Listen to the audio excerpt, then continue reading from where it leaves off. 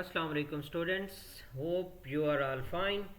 Today we are going to have another lecture which is about the third part of lecture dealing art of essay writing. I mean how to write an effective and good essay includes the introduction. कहने का मतलब ये है कि किसी भी एस्से को अगर हम अच्छे तरीके से लिखना चाहते हैं और बेहतरीन तरीके से लिखना चाहते हैं तो उसका सरासर दारोमदार इस चीज़ पर है कि उस एस्से का इंट्रोडक्शन हमने किस तरीके से लिखा है, कितना जानदार लिखा है, कितना अट्रैक्टिव लिखा है और कितना मानी खेज अंदाज में उसको हमने पेश किया है। क्योंकि इंट्रोडक्शन अच्छा होगा तो उसके बाद जो भी एस्से में हम एक्सप्लेन कर पाएंगे और आखिर में जाकर उसका नतीजा निकालेंगे यानी कंक्लूड करेंगे तो वो सारी चीज़ें सही चलेंगी। जिस तरह आप लोगों ने ये भी सुना होगा कि first impression is the last impression वाली जो बात होती है कि अगर आगाज़ किसी चीज़ का अच्छा हो तो अंजाम भी उसी तरीके से ही होता है। तो इसके लिए एस्से राइटिंग में इंट्रोडक्शन भी वही दर्जा रखता है, गोया ये आपका फर्स्ट इम्प्रेशन होता है। तो अब हम इसे स्टार्ट करने लगे हैं। तमाम स्टूडेंट्स और व्यूअर्स से ये गुजारिश है कि इन लेक्चर्स को सुनिए भी और समझते भी रहिए अच्छे तरीके से। साथ साथ में हमारा यूट्यूब चैनल जो है उसे भी सब्सक्राइब करें, बेल आइकन भी दबाएं और दूसरों के साथ भी शेयर करें ताकि सभी को इस्तिफादा हासिल हो इससे मुताल्लिक़। तो let us start what introduction means. जब हम इंट्रोडक्शन की इतनी ज़्यादा अहमियत जताते हैं और ये बताने की कोशिश करते हैं कि ये फ़र्स्ट इम्प्रेशन है एस्से राइटिंग का, तो सबसे पहले हमें इसका कॉन्सेप्ट लेना चाहिए कि इंट्रोडक्शन क्या चीज़ होती है या एस्से के अंदर इंट्रोडक्शन क्या होता है, उसे किन मानों में लेना चाहिए। Typically the first paragraph of an essay. Simple सी बात है कि कोई भी एस्से या आर्टिकल आप अगर लिख रहे हैं, रिसर्च आर्टिकल वगैरह, तो उसका जो सबसे पहला पैराग्राफ आप लिखते हैं तरतीब के लिहाज से वो उसका इंट्रोडक्शन होता है। लेकिन बात यहाँ तक ख़त्म नहीं होती कि सिर्फ पहला पैराग्राफ अगर कह दिया जाए कि किसी भी रिसर्च आर्टिकल या एस्से का तो वही इंट्रोडक्शन कहलाएगा। यहाँ तक काफ़ी नहीं है बात। इंट्रोडक्शन के अंदर और भी बहुत कुछ है। कैसे? मिसाल के तौर पर it is a crucial first step as it becomes the road map of the entire essay. यानी ये ऐसा फर्स्ट स्टेप या आगाज़ है जो बहुत क्रूशियल है अपनी इम्पॉर्टेंस और अहमियत के लिहाज से। वो क्यों? इसलिए कि इसे रोड मैप माना जाता है पूरे एस्से का।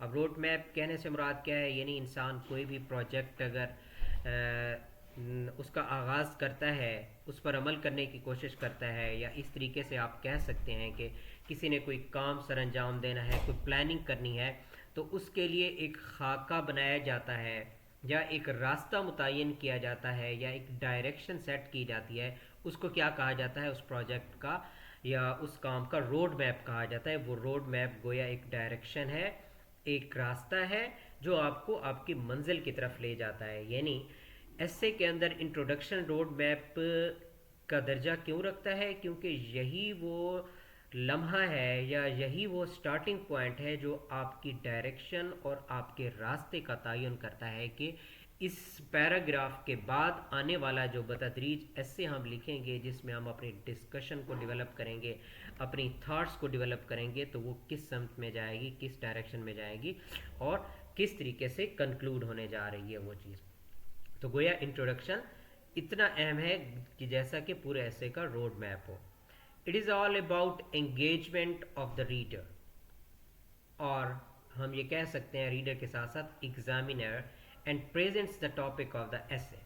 सबसे पहले तो ये बात समझ लें कि एस्से का इंट्रोडक्शन उस एस्से के टॉपिक को प्रेजेंट कर रहा होता है कि जिस टॉपिक के ऊपर आपने लिखा है या लिखने वाले हैं उसको। यहाँ तक तो बात सिंपल हो गई। दूसरा जो इसमें एक्सप्लेनेशन डिमांड करती है चीज़ वो ये है कि यही इंट्रोडक्शन पार्ट है एसे का। आप लोगों को पता होना चाहिए कि आपके रिसर्च आर्टिकल को या आपके एसे को जिसने रीड आउट करना है वो कोई सिंपल यानी कॉमन रीडर है वो भी, या आपका एग्जामिनर भी है। अगर आप एग्ज़ाम्स में कोई एसे लिखते हैं, ख़ासतौर पर कम्पिटिटिव एग्ज़ाम्स की अगर बात की जाए, सीएसएस हो गया, पीएमएस हो गया, या दूसरे मुकाबला जाती इम्तिहानात जो हैं, तो उनमें आपका एग्जामिनर पूरे एसे को इन डेप्थ या डिटेल स्टडी करने से पहले सबसे पहला काम जो वो करेगा, हर एग्जामिनर हर स्टूडेंट के इंट्रोडक्शन को लाजमी तौर पर पढ़ता होता है।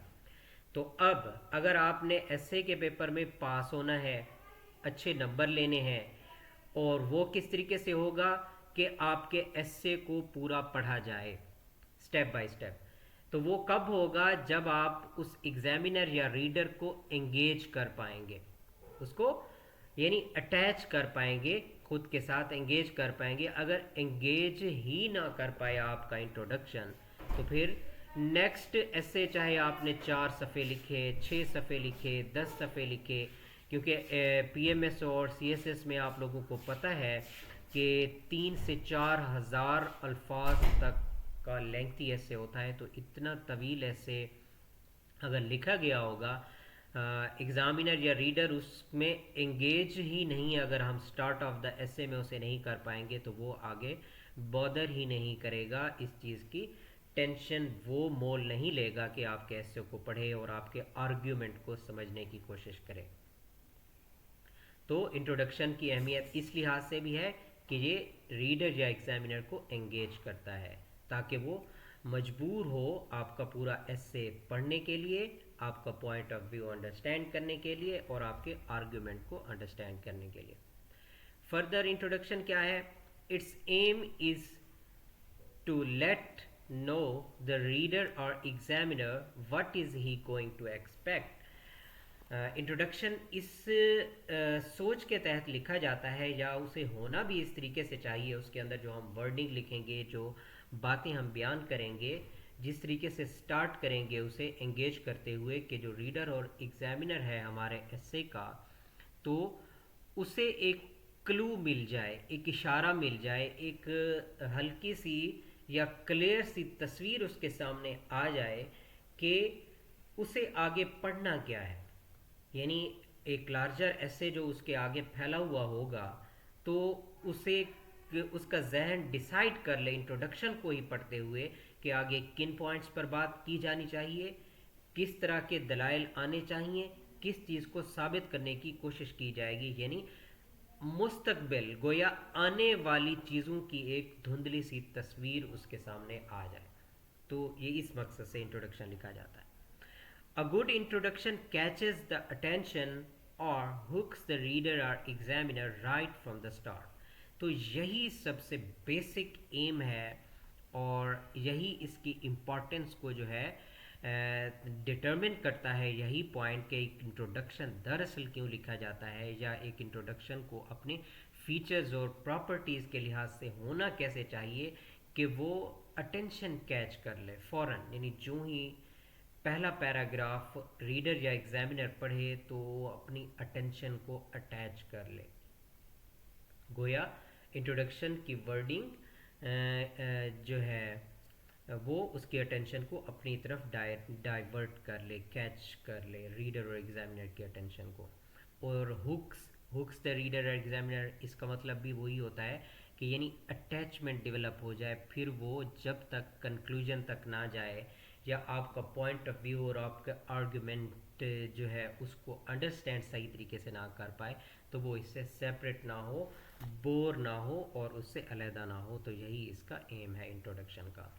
मुझे उम्मीद है ये जो डिफरेंट पॉइंट्स मैंने आपको बताए हैं और इनके ज़रिए से आपको समझाने की कोशिश किया है कि इंट्रोडक्शन क्या होता है, क्यों अहम है, इसकी प्रॉपर्टीज़ या वो कैसे होनी चाहिए, तो आपको कॉन्सेप्ट जो है बहुत हद तक क्लियर हो चुका होगा। फर्दर इस टॉपिक को आगे बढ़ाते हैं, मेरे साथ रहिएगा।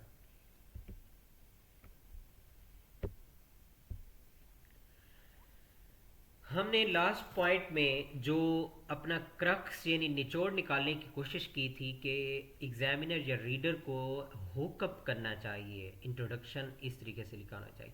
तो ये हुक करना किसे कहते हैं, हुकअप करना क्या होता है, इससे क्या मुराद है? तो अभी हम इसको समझने की कोशिश करते हैं। हुकिंग द रीडर और examiner in order to engage the readers and establish writer's authority and command on the topic, beginning of the essay has to accomplish certain businesses।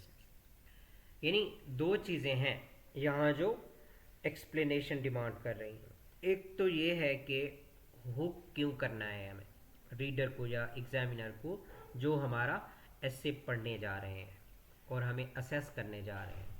एक तो ये है कि हमने उनको एंगेज करना है। हुक का एक मकसद यही है, एंगेज करना है, तभी तो वो दिलचस्पी लेंगे, इंटरेस्ट डेवलप होगा उनका और वो एंड तक जो है उसको पढ़ते चले जाएंगे और कन्विंसिंग वे में हमारे पॉइंट ऑफ व्यू को अंडरस्टैंड करते चले जाएंगे। दूसरा ये है कि इंट्रोडक्शन दरअसल राइटर ऑफ द एसे जो होता है या जो स्टूडेंट एग्जामिनेशन में बैठा है एसे लिखने के लिए, उसकी अथॉरिटी और कमांड को एस्टेब्लिश करने के लिए होता है। तो इसीलिए हम कहते हैं कि इसको हुकअप करना चाहिए रीडर को, कि ये जितना हुकअप करेगा, एंगेज करेगा, लिखने वाले की अथॉरिटी एज ए राइटर वो एस्टेब्लिश होगी और उसकी कमांड जिस टॉपिक पर वो लिखने जा रहा है वो एस्टेब्लिश पहले पैराग्राफ से ही हो जाएगी। एग्जामिनर या रीडर को पता चल जाएगा, वो इस चीज़ को एहसास कर लेगा कि राइटर जो है या स्टूडेंट जो है जो इम्तिहानात में बैठ रहा है उसे इस टॉपिक पर पूरी कमांड हासिल है और वो इसको अच्छे तरीके से आगे लिखने वाला है, यानी उसकी कन्विंस होना वो शुरू हो जाएगा। तो हुक करना इसलिए ज़रूरी होता है।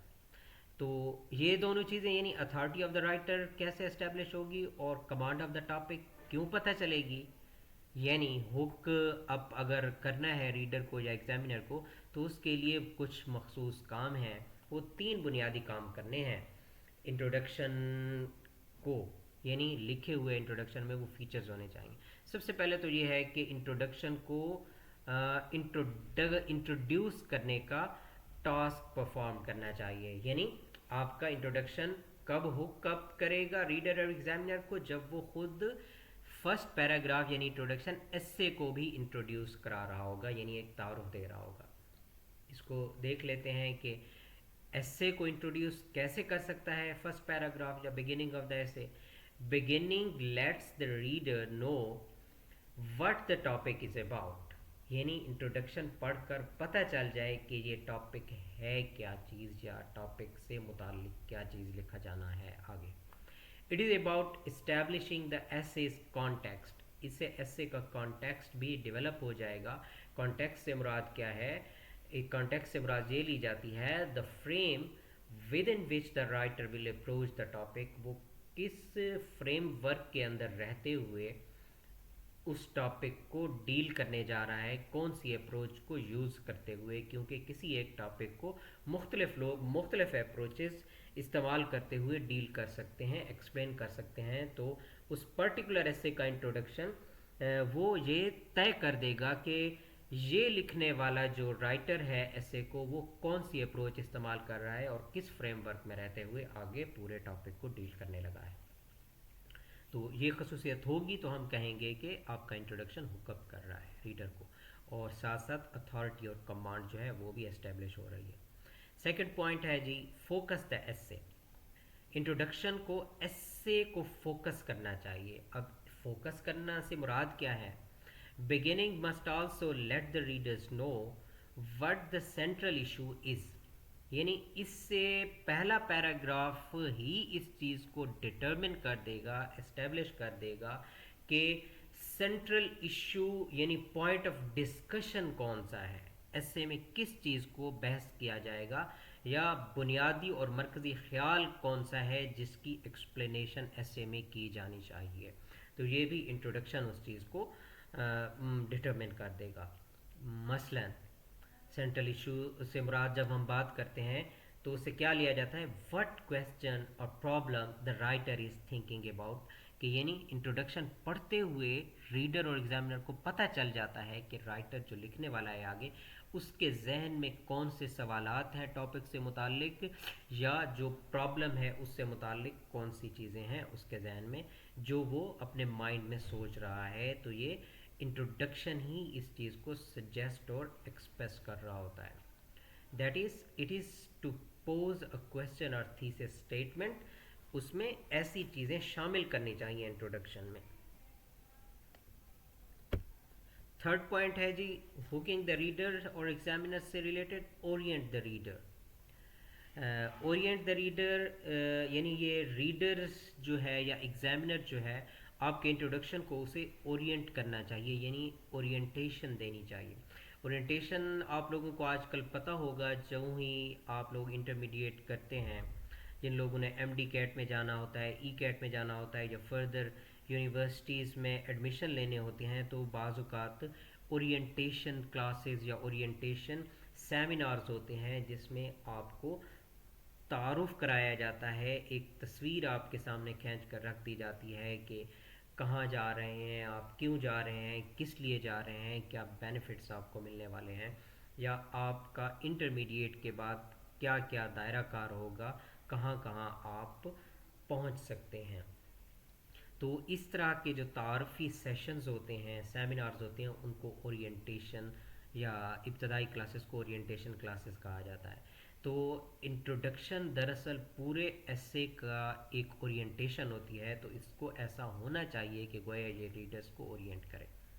इसको मज़ीद हम देख लेते हैं कि orienting readers is locating them in writers discussion, यानी वही बात कि आपका स्कोप क्या है, कहाँ जाना है, यानी इंट्रोडक्शन पढ़ते हुए रीडर या एग्जामिनर को पता चल जाना चाहिए कि वो खुद को आने वाली डिस्कशन में कहाँ लोकेट करेगा, किस तरीके से अपनी प्रेजेंस जो है वो उसके अंदर रखेगा, कि वो खुद को कहाँ प्रेजेंट रखेगा उस डिस्कशन में। अगर उसकी प्रेजेंस उसको पता चली, अपनी लोकेशन पता चली, यानी वो इस चीज़ में फिट बैठ सकता है, तो गोया आपके इंट्रोडक्शन ने ओरिएंट कर दिया, वरना इसमें थोड़ी बहुत कमी रह गई। अगर ओरिएंटेशन अच्छी होगी तो हुकिंग अप भी अच्छे तरीके से होगी। It is about providing information और explanations wherever necessary for understanding of readers। वही बातें हैं, रिक्वायर्ड या ज़रूरी इंस्ट्रक्शंस या हिदायत या मालूमात के रीडर्स को अंडरस्टैंड करने के लिए, कंसेप्ट को, आपके आर्गुमेंट को समझने के लिए इसके अंदर वो क्लू होगा कि आगे कौन सी इंफॉर्मेशन या एक्सप्लेनेशंस आनी है। It is because if readers do not get necessary information they need to follow, the readers get lost and quit reading। क्योंकि अगर ये उसे ज़रूरी मालूमात ही फ्राहम नहीं करेगा, यानी उसको अटैच नहीं करेगा, लिंकअप नहीं कर पाएगा आने वाली एक्सप्लेनेशन, एक्सपोजिशन या डिस्कशन को, यानी कनेक्ट करना है।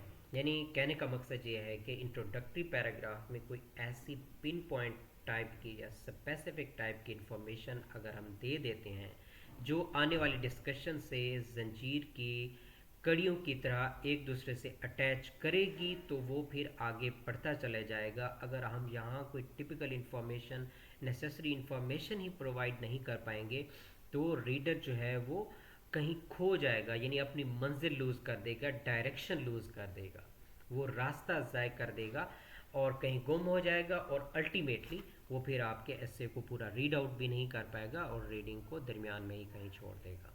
तो ये है स्टूडेंट्स, हुकिंग द रीडर और एग्जामिनर। उम्मीद है आप लोगों को अब तक अच्छी खासी समझ आ चुकी होगी और आपके जहन में वो सारे ज़रूरी लवाजमात या नेसेसिटीज़ या रिक्वायरमेंट्स अब समझ भी आ चुके होंगे और बैठ भी चुके होंगे कि एक ऐसे कामयाब कब बनता है, जब उसका जानदार और बेहतरीन स्टार्ट लिया जाता है, इंट्रोडक्शन लिया जाता है। फीचर्स ऑफ एन इंट्रोडक्शन, मज़ीद इस इंट्रोडक्शन की को एक्सप्लेन करने के लिए हम ये देख लेते हैं कि टिपिकल सेंटेंस फॉर्मेशन हमारी, वर्ड चॉइस हमारी, या हमारा बात करने का अंदाज इंट्रोडक्शन में किस तरीके से होना चाहिए। तो उसके लिए हमें इंट्रोडक्शन की चंद एक मज़ीद फ़ीचर्स, खसूसियात और कैरेक्टरिस्टिक समझना होगी। सबसे पहले ये है कि अट्रैक्ट रीडर्स अटेंशन। आपका इंट्रोडक्शन रीडर्स की अटेंशन को अट्रैक्ट करता है या अपनी तरफ जो है डाइवर्ट करता है। तो इसके लिए होना क्या चाहिए फिर? Introduction is to set the scene of the story. तो ये क्या होता है? स्टोरी के सीन को सेट करता है। आप लोगों ने कभी देखा होगा कि कोई मूवी या ड्रामा अगर आप देख रहे हो तो बाज़ औक़ात ऐसा होता है कि हम लोगों का इरादा नहीं होता किसी चीज़ को देखने का। टेलीविज़न जो है चल रहा होता है या स्क्रीन पर कोई चीज़ प्ले हो रही होती है, हम बाय द वे अचानक ही कोई चीज़ देखते हैं, एक ख़ास अंदाज से ऐसा सीन हमारी आंखों के या नज़रों के सामने से गुजरता है कि वो हमें हुकअप कर लेता है, हमारी अटेंशन को जो है अट्रैक्ट कर लेता है। सिर्फ उस एक सीन को देख लेने से हमारी दिलचस्पी इतनी बढ़ जाती है कि फिर हम उस पूरे ड्रामे को तलाश करने की कोशिश करते हैं, पूरी मूवी को तलाश करने की कोशिश करते हैं और उसे स्टार्ट टू द एंड तक देखने बैठ जाते हैं। तो ये इंट्रोडक्शन को, रीडर्स की अटेंशन को कैसे अट्रैक्ट करना चाहिए या अपनी तरफ डाइवर्ट करना चाहिए कि इसको खसूसियत के लिहाज से ऐसा होना चाहिए कि ये पूरी स्टोरी का एक सीन बनकर उनके सामने आ जाए। और ये कैसे होगा? इसमें इस तरह के सवालात से रिलेटेड इंफॉर्मेशन हमें देनी चाहिए। मतलब हु, किस चीज़ से मुतालिक, व्हेन, कब, वेयर, किस वक्त, व्हाट, क्या क्या चीज़ें, वाई, क्यों कर, आखिरकार क्यों, हाउ और कैसे। इस तरह की चीज़ों के आंसर से मुतालिक जब हम अपनी स्टेटमेंट्स का या सेंटेंसेस का इजहार करेंगे तो गोया हम स्टोरी के सीन को एस्टेब्लिश करने जा रहे हैं। It can be an interesting fact, statistics about the topic, a rhetorical question, keynote quotation, an anecdote or image, and must be directly related to the essay focus. essay के focus से relate करने वाली कोई भी चीज़ें हो सकती हैं। वो सवालात भी आपको बताए हैं उनसे रिलेटेड भी हो सकता है, डायरेक्टली आप क्वेश्चन पोज कर सकते हैं उनसे, स्टूडेंट से, और वो क्वेश्चन किन चीज़ों से मुतालिक हो सकता है, या हु, या व्हेन, या वेयर, या व्हाट, या व्हाई, या हाउ। तो ये क्वेश्चन अटेंशन डाइवर्ट करता है। फिर उस क्वेश्चन का आंसर जब आप देने लगेंगे तो उस आंसर में आपने कौन सी चीज़ें शामिल करनी है। इंटरेस्टिंग फैक्ट आप उसमें इंक्लूड कर सकते हैं, कोई स्टैटिस्टिकल फैक्ट्स एंड फिगर यानी डाटा दे सकते हैं आदाद शुमार पर मुश्तमिल, या रिटोरिकल क्वेश्चन आप उसके सामने पेश कर सकते हैं, कोई कोटेशन जो है उसको शामिल कर सकते हैं, कोई एनेक्डोट की तरह की चीज़, और इमेज का मतलब कोई ऐसा मुख्तसर सा किस्सा या स्टोरी या वाक़या या इंसिडेंट आप बयान कर सकते हैं जिससे एक पिक्चर इमेज जो है रीडर के सामने उभर कर रह जाए। तो ये वो सारी चीज़ें हैं, इससे रीडर्स की अटेंशन डाइवर्ट होगी। कैसे डाइवर्ट होगी? स्टार्ट किसी क्वेश्चन से आप कर सकते हैं, फिर उस क्वेश्चन का आंसर इन जो चीज़ें हमने डिस्कस की हैं इनमें से किसी चीज़ को शामिल करते हुए। फर्दर जी, state focus topic. State focus topic से मुराद अब क्या लिया जाएगा? It is to write a sentence or two about the focus of the essay or paper.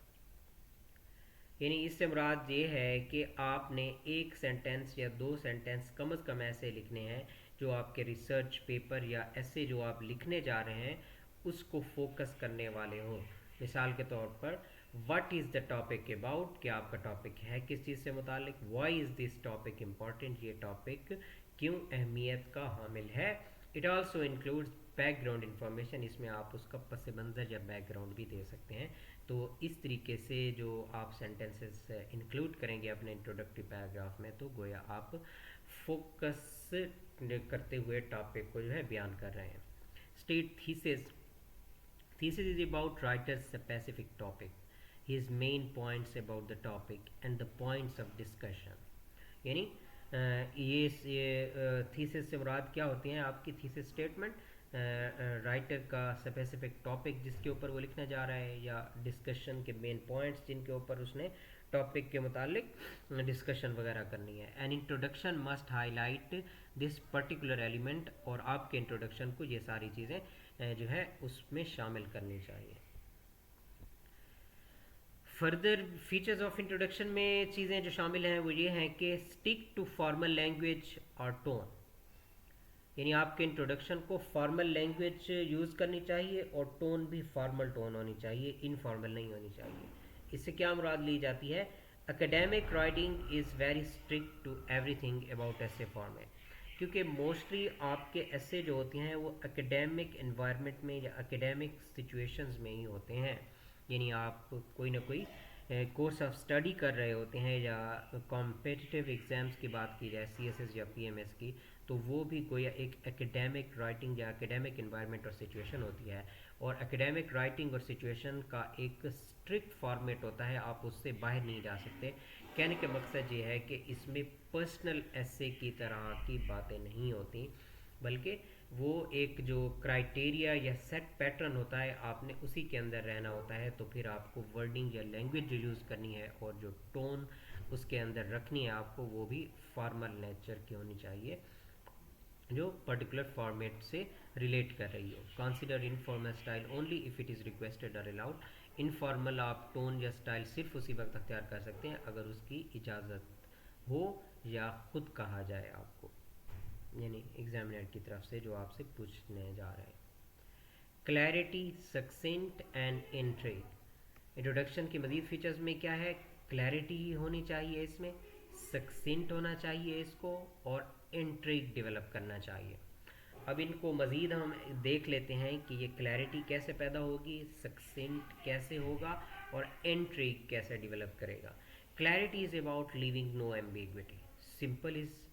Simple मफहूम है कि क्लैरिटी कब होती है? जब एम्बिग्विटी ना हो, यानी क्लियर कट इंफॉर्मेशन प्रोवाइड करना जिससे कोई एम्बिग्विटी या मज़ीद क्वेश्चन या एक्सप्लेनेशन डिमांड ना करे, यानी एक ही बात कहने से समझ आ जाए तो गोया आपने क्लैरिटी प्रोवाइड कर दी, वरना एम्बिग्विटी रह जाएगी।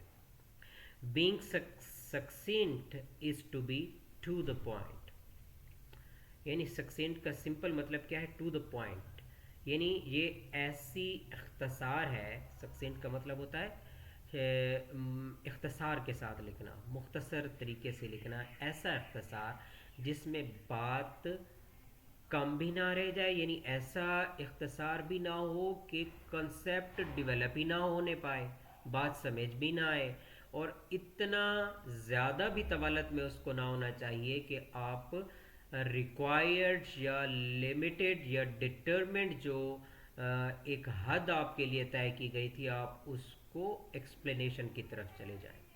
सिर्फ टू द पॉइंट बात करनी है, ना ज़्यादा ना कम। इस तरह के इख्तसार को सक्सेंट इन नेचर कहते हैं, और आपके इंट्रोडक्शन को सक्सेंट होना चाहिए, क्योंकि ये आपका पूरा ऐसे नहीं है, सिर्फ एक पैराग्राफ है ऐसे का, स्टार्टिंग पॉइंट है। इंफॉर्मेशन और एक्सप्लेनेशन नीदर लेस नॉर मोर। इंट्रिग, अब इंट्रिग क्या होता है या इंट्रिग कैसे डेवलप करेगा एक introduction? Intrigue is suggestive of the way introductory paragraph must be striking but in the manner that it must avoid lots of details and to leave some spaces for readers imagination। अब intrigue में 2-3 point हैं, ये आपको ध्यान में रखने हैं और समझने हैं। यानी इंट्रिग तभी आपका इंट्रोडक्टरी पैराग्राफ डेवलप करेगा स्ट्राइकिंग इन नेचर हो। स्ट्राइकिंग इन नेचर का मतलब होता है वही हुक करना या अट्रैक्ट करना, कैच कर लेना अटेंशन को, ये तो हो, लेकिन इसमें इतनी ज़्यादा भी दिलचस्पी या अट्रैक्शन पैदा ना हो कि आप सारी डिटेल्स नेसेसरी इसी पैराग्राफ में देने की कोशिश करने लग जाएं। इस चीज़ से भी अवॉइड करना है स्ट्राइकिंग बनाते हुए। और साथ में ये है कि कुछ चीज़ें जब इंट्रिग या दिलचस्पी पैदा होना शुरू हो जाए, और ये दिलचस्पी क्या कहती होती है इंसान को, आप लोगों को पता है, जब एक स्ट्राइकिंग सीन होता है हमारा किसी मूवी या ड्रामे का, तो उसी लम्हे हमारी ख्वाहिश पता है क्या होती है? हम उस कहानी का एंड जानना चाहते होते हैं कि आखिर में क्या हुआ होगा। तो यहाँ भी इंट्रोडक्शन में आपने सारी डिटेल्स बयान नहीं करनी, बल्कि कुछ स्पेसेस छोड़ देनी है। वो किस चीज़ से मुतालिक हो? वो फिर उस रीडर या एग्जामिनर का इमेजिनेशन जो है, उसका तसव्वुर जो है, उसके जहनी ख्यालात जो हैं, वो पिक्चर करना शुरू कर दें कि आगे ये लिखने क्या जा रहा है, किस चीज़ को लिखेगा। कुछ चीज़ें उसकी तरफ छोड़ देनी चाहिए। तो ये जो फिर इंट्रिग इस तरीके से डेवलप होगा, तजस्सुस डेवलप होगा दिलचस्पी के अंदाज में, इसी को हुकअप करना कहते हैं, इसी को कैचअप करना कहते हैं अटेंशन को। यही एंगेजमेंट जो है फिर रीडर और एग्जामिनर को एंड ऑफ द एसे तक लेकर जाएगी, और वो आपके से कन्विंस होगा आपके पॉइंट ऑफ व्यू से, और आपके आर्ग्यूमेंट को जो है अंडरस्टैंड कर पाएगा सही तरीके से। तो ये सलाहियत क्या होती है? इंट्रिग कहलाती है। ये सारी सलाहियतें भी आपके इंट्रोडक्शन में होनी चाहिए। अब हम कुछ एग्जाम्पल्स देख लेते हैं। आप इनको गौर से ख़ुद भी पढ़ सकते हैं। मैं सिर्फ शॉर्ट इंट्रोडक्शन देता हूँ आपको। आपने ख़ुद ही इनको पढ़ना है और समझना है कि मुख्तलिफ टॉपिक्स, यानी नेचर के लिहाज से मुख्तलिफ जो टॉपिक्स होते हैं ऐसे कि अगर वो आ जाएँ तो उनका इंट्रोडक्टरी ऐसे जो है किस तरीके से लिखा जाना चाहिए या लिखा होता है। एक शॉर्ट एग्जाम्पल है, हर एक के लिखने का अपना अंदाज होता है। डिफ़ॉल्ट ऐसे इंट्रोडक्शन एग्जाम्पल, यानी इसमें अगर पेपर का क्वेश्चन आ जाए तो वो किस तरीके से होता है? How are modern technologies used in your class. एक टॉपिक है। अब इस तरह के डिफ़ॉल्ट ऐसे को अगर इंट्रोड्यूस कराना है तो इंट्रोडक्टरी पैराग्राफ किस तरीके से होना चाहिए? Contemporary science is totally into the most modern technologies and our classroom is not an exception. Digital tools like computers, smartphones, laptops, tablets are very important. While our parents were fine with only pens and paper, our generation needs more. This is because of the new era of technology, the new view of life, and the world requires new tools and approach. अब देखें यहाँ जो उसने word choice की है, selection किया है, sentence लिखने का अंदाज है। मिसाल के तौर पर ये देख लेते हैं, while our parents were fine with only pens and paper, our generation needs more. यानी हमारे आबाओ अजदाद पेन और पेपर तक महदूद थे, जबकि हमारी या मौजूदा नस्ल जो है वो कुछ ज़्यादा चाहती है। अब ज़्यादा की यहाँ टोटली एक्सप्लेनेशन उन्हें खुद नहीं की, बल्कि रीडर्स या एग्जामिनर पर छोड़ दिया है, उसकी इमेजिनेशन पर कि वो क्या ज़्यादा चाहते हैं, किस चीज़ को चाहते हैं। ये है वो इंट्रिग डेवलप कर दिया है आप इसके अंदर, आगे जाके रीडर और एग्जामिनर इसमें एंगेज हो जाए। उसके बाद क्या है? The new view of life and the world requires new tools and approach, कि जो ज़िंदगी का नया एक तस्वुर और अंदाज़ है मौजूदा दुनिया का, वो डिमांड करता है कि नए नए टूल्स अख्तियार किए जाएँ और नई नई अप्रोचेस यूज़ की जाए। अब यहाँ तक बात को ख़त्म कर दिया है, इंट्रिग डेवलप कर दिया, तजस्सुस पैदा कर दिया। अब इन टूल्स की एक्सप्लेनेशन और जो अप्रोचेस इस्तेमाल की जानी उसकी एक्सप्लेनेशन वो फर्दर एक्सपोजिशन या डिस्कशन वाले जो पोर्शन है या सेक्शन ऑफ द ऐसे है उसमें जाकर की जाएंगी। स्टेप बाय स्टेप उनको किया जाएगा, लेकिन यहाँ वर्डिंग और सेंटेंस का स्टाइल ऐसा चुना गया है कि उसको एंगेज कर दिया है रीडर और एग्जामिनर को। तो इस तरह के इंट्रोडक्शन को पढ़कर वो आगे लाजमी जाएंगे। तो इस तरीके से आपका वेल कनेक्टेड और वेल जो है कंस्ट्रक्टेड ऐसे जो है वो डेवलप हो पाता है। दूसरा आर्गुमेंटेटिव ऐसे का इंट्रोडक्शन, आपने अब इनको गौर खुद करना है, क्योंकि आर्गुमेंटेटिव वो होता है जिसमें आप अपनी ओपिनियंस पेश कर रहे होते हैं किसी टॉपिक से मुताल्लिक़। मैं जस्ट रीड आउट कर देता हूँ, इसको कंप्रीहेंड आपने खुद करना है। The issue of ecological catharsis is one of the most challenging and painful these days because of the growing problems regarding it. We all can debate about it because one group of people say that we are killing our planet and others say that it just does not matter. I think we should stop damaging our planet now. यानी ecology, माहौलियात से मुताल्लिक कोई topic है तो उसमें argument पेश करनी है आपने अपनी ओपिनियन, तो इसमें इंट्रोडक्शन आप कैसे अपना स्टार्ट करते हैं एंगेज करने के लिए। Persuasive essay introduction. Persuasive introductions also should get maximum personal attitude and attention to the topic. तो इसमें फिर किस तरीके से होना चाहिए? I disagree with the death penalty. This method of applying measures to outlaw people are dated and can't be used in the modern society. We are no longer wild animals. We should not treat other people like animals either. The main thing about preventing crime is not fear but proper education and level of life.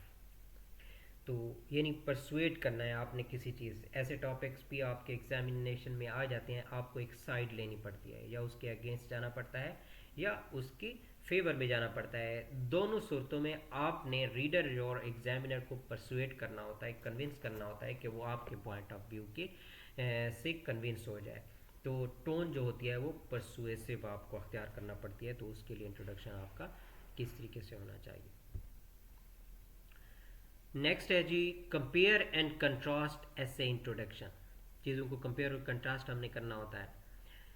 In his compare and contrast essay introduction, student should describe two sides of his problem. It is always better to start with a brief description of a problem and then both of your factors. When you look at ancient Rome and ancient Greece, there are obvious similarities. अब दो चीज़ें हैं, यानी उनको compare भी करना है, contrast भी पेश करना है। एंशंट रोम और एंशंट ग्रीस, दो चीज़ें। In this paper, we will discuss them, but the main purpose of this paper is to show those differences that made those ancient countries the most influential and inspirational for future generations.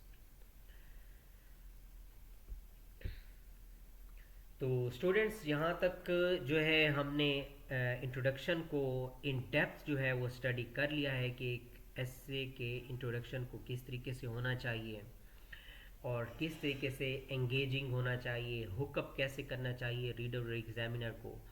और उसके बाद मुख्तलिफ़ तरह के जो topics आते हैं उन टॉपिक से मुतालिक चंद एक एग्जाम्पल्स भी देख ली हैं, जिसमें हमें राइटिंग स्टाइल, वर्ड चॉइस और सेंटेंस पैटर्न से जो है अभी थोड़ा बहुत क्लू मिला है कि इंट्रोडक्शन किस तरीके से एंगेजिंग होता है, हुकअप होता है और इंट्रीगिंग होता है, और सक्सेंट और क्लैरिटी जितने भी फीचर्स थे वो सारे किस तरीके से डेवलप किए जाते हैं। उम्मीद है आप लोगों को ये लेक्चर अच्छे तरीके से समझ आ चुका होगा। इसको गौर से पढ़ें, बार बार सुने, क्योंकि जितना अच्छा आपका इंट्रोडक्शन होगा उतना अच्छा आप एक well connected, well constructed, well developed thematic unity के लिहाज से और ऑर्गेनाइज्ड और ऑर्डर्ड वे में, जिसमें डिस्कशन और आर्ग्यूमेंट्स आपके हों, एक अच्छा एस्से आप लिख सकते हैं। और जितना अच्छा आपका एस्से होगा स्टूडेंट्स, तो किस चीज़ में आपको फ़ायदा मिलने वाला है? आपको हर तरह के मुकाबला जाती इम्तिहानात में फ़ायदा मिलने वाला है।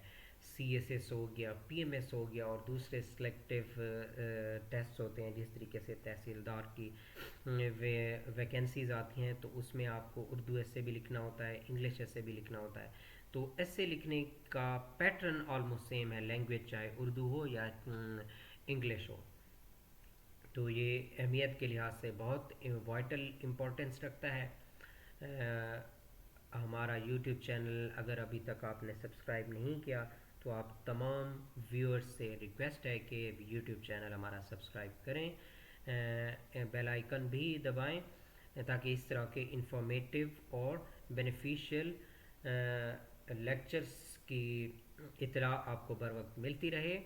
और अपने दोस्तों को भी आपके साथ जो भी मुकाबला जाती कम्पेटिटिव एग्ज़ाम्स की तैयारी कर रहे हों, उसमें जाना चाह रहे हों, और आप लोगों को पता है CSS और PMS में जो मुश्किल तरीन पेपर्स होते हैं कंपलसरी में, वो एस्से और प्रेसी कंपोजिशन का होता है। तो ये एस्से वाले सारे टॉपिक्स भी उनको बताएं, उनसे शेयर करें कि वो यहाँ आकर सुने, इसको समझें। और प्रेसी से रिलेटेड भी हम डिटेल में पहले से लेक्चर डिलीवर कर चुके हैं। अब तक के लिए इतना काफ़ी है, और अगले लेक्चर के लिए इंतज़ार में रहिएगा। तब तक के लिए अल्लाह हाफ़िज़।